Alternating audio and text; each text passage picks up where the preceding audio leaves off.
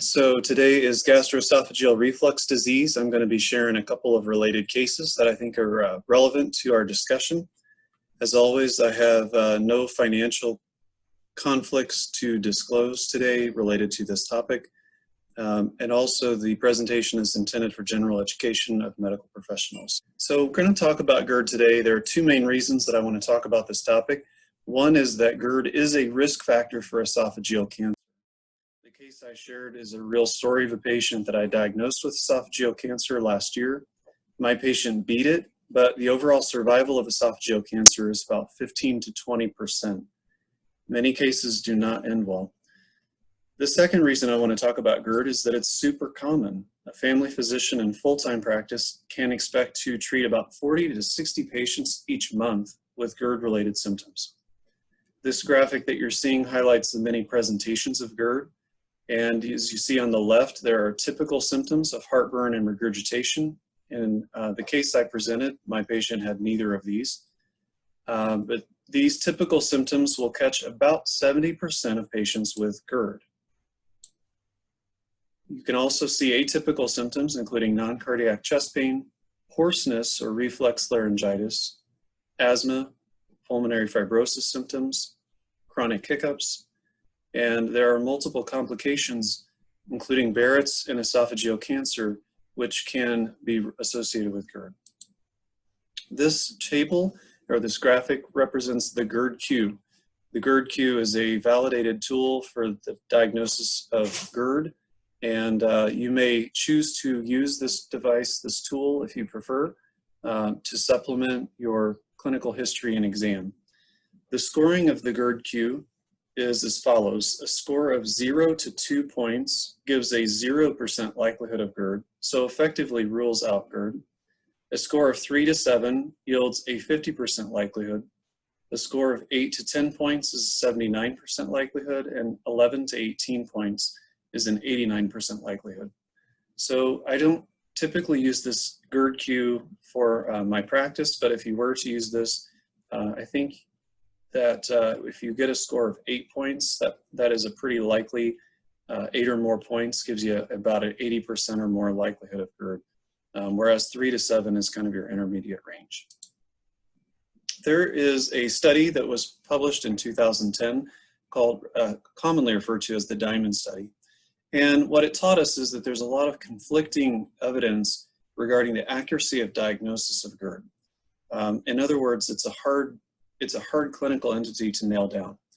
The Diamond Study included 308 patients identified by primary care physicians having troublesome upper GI symptoms. Each of these patients then agreed to undergo upper endoscopy, pH monitoring and measurement, structured physician interviews, reflux questionnaires, in this case the RDQ, and a trial of the PPI. The study was published in the journal Gut in June of 2010. The following tables, or the following graphics, basically show that of the 308 patients, all found to have upper GI symptoms suggestive of GERD, that there were only about 2/3 of those patients who had objective evidence of GERD, meaning that they either had a positive endoscopy with findings of erosions, or they had positive pH measurements showing acidic environment in the distal esophagus, or both. So only 2/3 of those patients had objective evidence of GERD, while a full third had no objective evidence of GERD despite having symptoms. And you can see the breakdown of symptoms here. Heartburn representing the largest sector in the population that actually had GERD, objective evidence of GERD, whereas the other population had a higher proportion of dyspepsia, but still a pretty significantly high proportion of them related heartburn as their initial symptoms. This graphic, also from the same study, just shows the prevalence of actual esophagitis and pH monitoring findings. So these were a subset of the patients who definitely had reflux esophagitis on endoscopy. These are folks that when they went in and did the endoscopy, these are the subset that had definite erosions. They were either LA grades A or B in 93% of the cases. And of these patients with confirmed esophageal findings on EGD, as you can see here, only 20% met the holy grail of both abnormal acid exposure on pH monitoring, and that correlated with their symptoms of heartburn. So that's what you really want when you're trying to diagnose conclusively that a patient has reflux esophagitis, is that you document that they have abnormal acidic environment and that correlates with their symptoms. In this case, only 1/5 of the patients met both of those criteria. 34% had completely normal pH findings. 43% had abnormal findings, but they did not correlate with symptoms. So this is all a little bit confusing, but I'm going to simplify that by saying that when a patient presents clinically with symptoms of GERD or consistent with GERD, your suspicion should lead you to recommend a 4 to 8 week trial of a PPI in the majority of cases. Endoscopy is not indicated in the absence of alarm symptoms, and the previous study that I referred to kind of proves that endoscopy and even pH monitoring is fairly insensitive for the diagnosis of GERD. So empiric treatment can be applied with just about any PPI. PPIs are pretty much equally effective at treating the symptoms of GERD. They are more effective than H2 antagonists such as famotidine or ranitidine, and that is per a 2013 Cochrane review. And then all the way back to 2005, a randomized trial supported starting with a PPI as opposed to what was previously recommended as step-up therapy, where they would start with an H2 blocker and then step up to a PPI for those who were inadequately controlled. With PPIs, they are usually effective, but in cases where the patient is getting an inadequate response, a few pearls that you can employ are, one, to check with the patient for how they're actually using their PPI. You want them to take it within 30 to 60 minutes before meals. And if they have heartburn a predominant time of day, such as in the night or in the evening, you may have them time it 30 to 60 minutes prior to their evening meal. If the timing is really problematic, another option would be to consider dexlansoprazole. The brand name here of this medication is Dexilant, and to my knowledge, there's not a generic available at this time. This is a fairly costly option, though, with approximate prices of over $200 per month. For those patients with a lot of nighttime reflux symptoms, consider omeprazole sodium bicarbonate combination. And this now has a generic available for about $65 a month, available on GoodRx. The other trick to use for persistent nighttime symptoms is to put blocks under the headboard of the bed.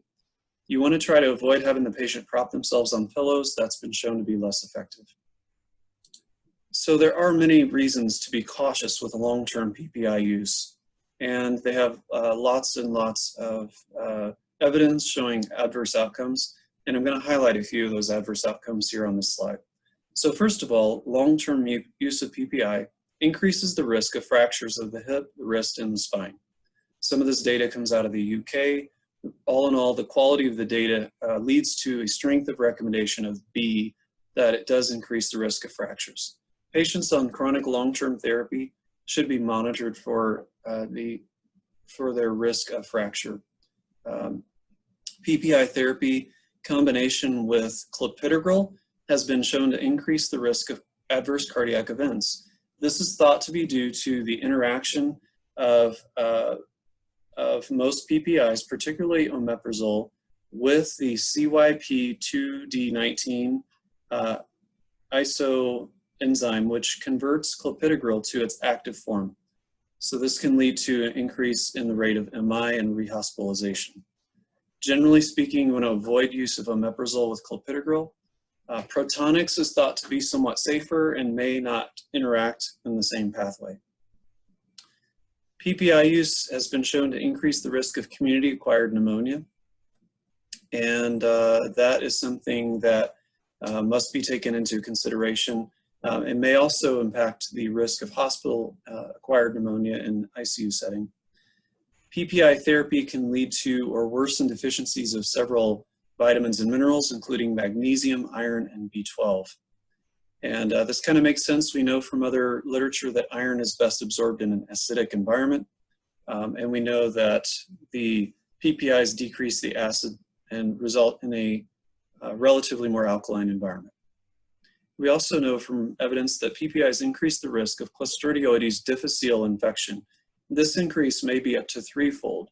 And personally, I've experienced a case where a patient of mine had recurrent Clostridioides infection until such time that we stopped her PPI. And then finally, we were able to clear up that infection. PPIs are associated with acute interstitial nephritis. Now, the odds ratio here is impressive at over 5. However, I will say that acute interstitial nephritis is a fairly rare condition, so this is still not something that we see frequently, even among patients taking chronic PPIs. There are multiple things that we recommend to our patients commonly to reduce their symptoms associated with GERD. And here are several lifestyle recommendations. The first and foremost is to stop smoking. Smoking cessation has been shown to definitely improve the symptoms associated with GERD. Avoidance of trigger foods and drinks, and that includes alcohol use as well. Eat smaller, more frequent meals, avoid eating within 3 hours of bedtime. And of course, we counsel our patients to lose weight if they're obese or overweight. So we consider referral to endoscopy for the presence of alarm symptoms. In the case I highlighted at the beginning of my talk, my patient presented with 2 months of early satiety and abdominal bloating. He did not endorse heartburn, but I was concerned with this patient who was 59 at the time with early satiety and bloating, that those were atypical symptoms, and I wanted to go ahead and proceed with referral for EGD. It might have been reasonable, looking back in retrospect, to try a 4-week course of PPI. But ultimately, the combination of bloating and early satiety triggered me to refer to endoscopy, and I was glad that I did. Patients that have a high risk for Barrett's esophagus, also you might consider referring for endoscopy. That basically involves primarily white males who have had GERD symptoms for a prolonged period of time. Barrett's esophagus essentially is metaplasia in the distal esophagus. It's what happens when the squamous cell epithelium that normally lines the distal esophagus is damaged over time with recurrent acid exposure, and that leads to a columnar epithelium to grow or metaplastically take the place of that squamous cell epithelium. There's some pathology within that leads over time to an increased risk of esophageal adenocarcinoma. And this varies in terms of severity, both in size and histopathologically. So here's an image that shows what Barrett's esophagus looks like.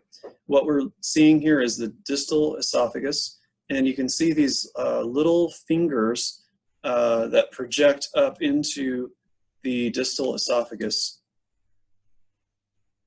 toward the camera. And those little fingers that appear in pink on the right image represent the metaplasia of columnar gastric type epithelium.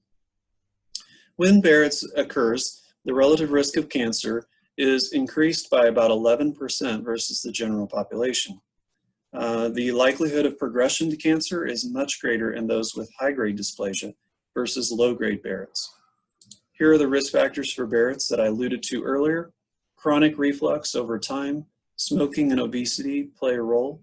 White race, male sex have a much higher rate, and advanced age, particularly over the age of 60. We do not recommend routine screening for Barrett esophagus. Part of the reason is because it is not that common, and not everyone with GERD will develop Barrett esophagus. And not everyone who develops Barrett esophagus will need further treatment for that, depending on the severity of the condition. So don't routinely screen for Barrett. When patients present with alarm signs or symptoms, or their symptoms persist despite PPI therapy, that's the main indication to refer for EGD. Also for patients with multiple risk factors for Barrett, such as white men, particularly over the age of 60, but also potentially over 50, with GERD symptoms for at least 5 years, you might consider referring for an EGD to screen for Barrett's in that patient population. When patients are diagnosed with Barrett esophagus, they do warrant some ongoing surveillance. The recommendations for surveillance have changed in recent years, but they include, for most patients with Barrett without dysplasia, a repeat endoscopy within 3 to 5 years. For patients with low-grade dysplasia, we recommend repeating as often as 6 months.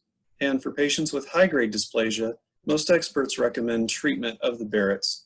Treatments will be covered in the following slide. This represents the same information in the form of an algorithm, and this algorithm is available in a publication from the American Family Physician in January of 2014.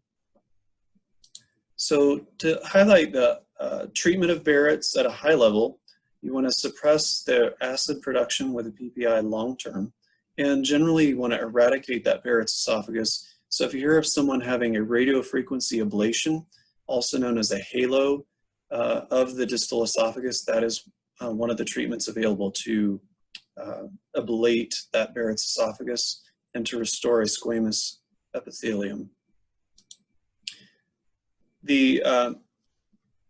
Worldwide, the most common esophageal cancer is actually squamous cell carcinoma, but in the North America and European countries, adenocarcinoma is by far the predominant type of esophageal cancer. And this is due to differences in risk factors with higher rates of GERD, obesity, and smoking in these developed countries. And as we said, Barrett's esophagus is the primary precursor. And overall, you can see here that the conversion rate from Barrett's to esophageal adenocarcinoma is 0.12% per year, which is obviously quite low.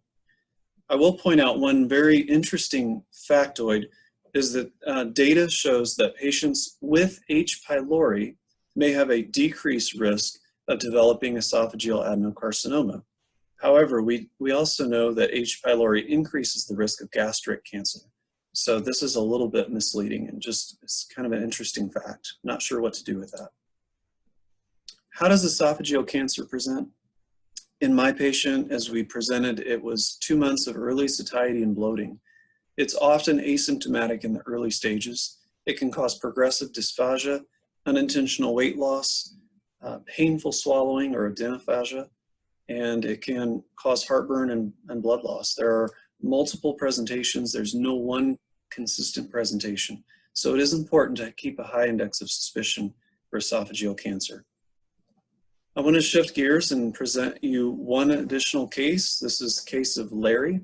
And this is a snippet from Larry's medical record after I referred him to surgery for persistent hoarseness in the setting of GERD. Larry had been treated with PPI therapy over about a 30-year course of time.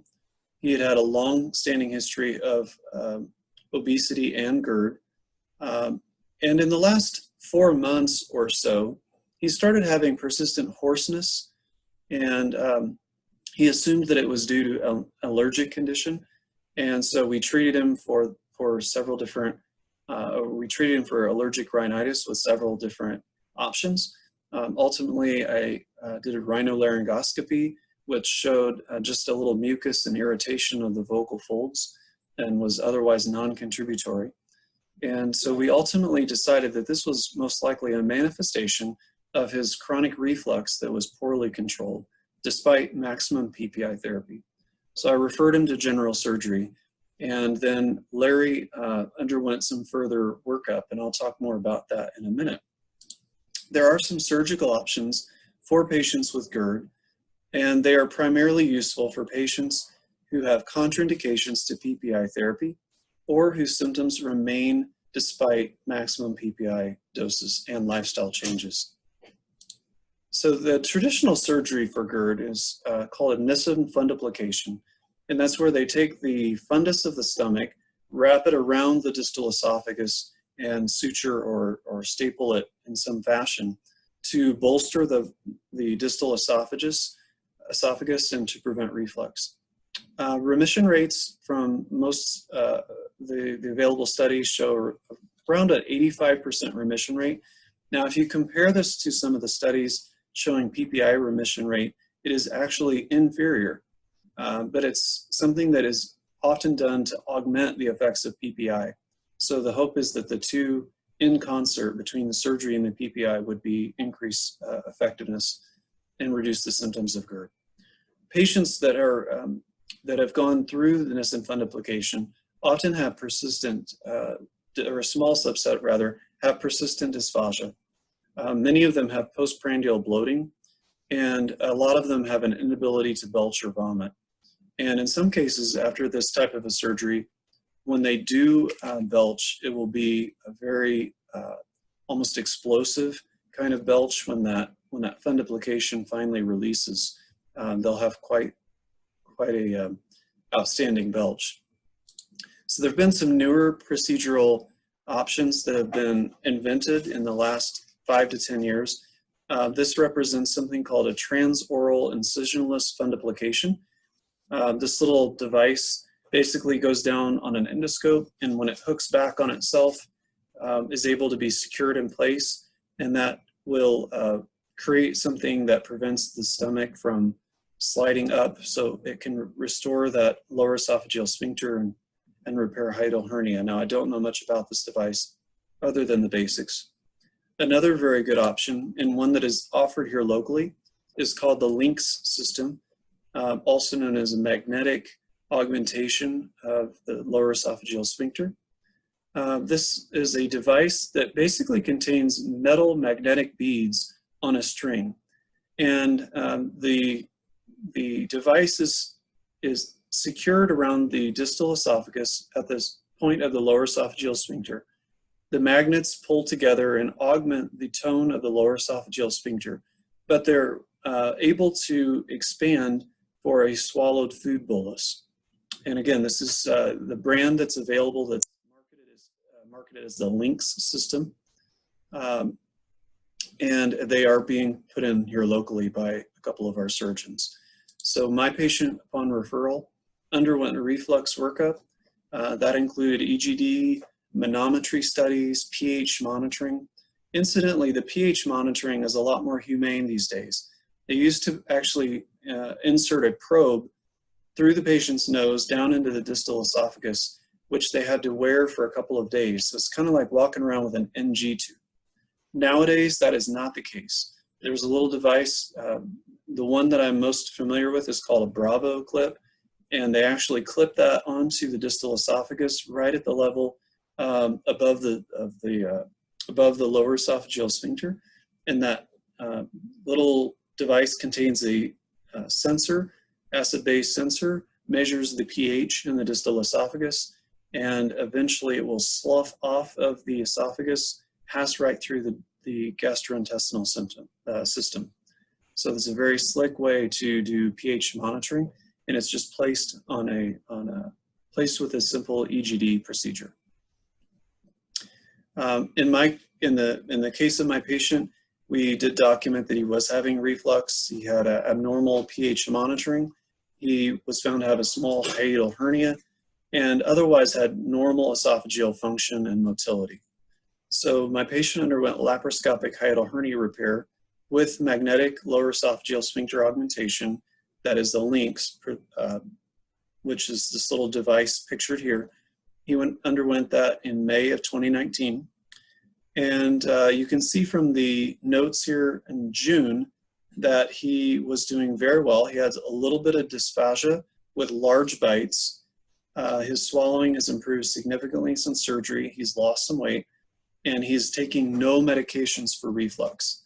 He has felt no reflux, and his chronic hoarseness has resolved. In fact, after 3 months, he said he's felt better than he has for many years. So take-home points for our talk today is that GERD is typically diagnosed based off of clinical symptoms, and you can expect, if you're paying attention to your patients, you're going to reliably catch about 70% of patients with GERD.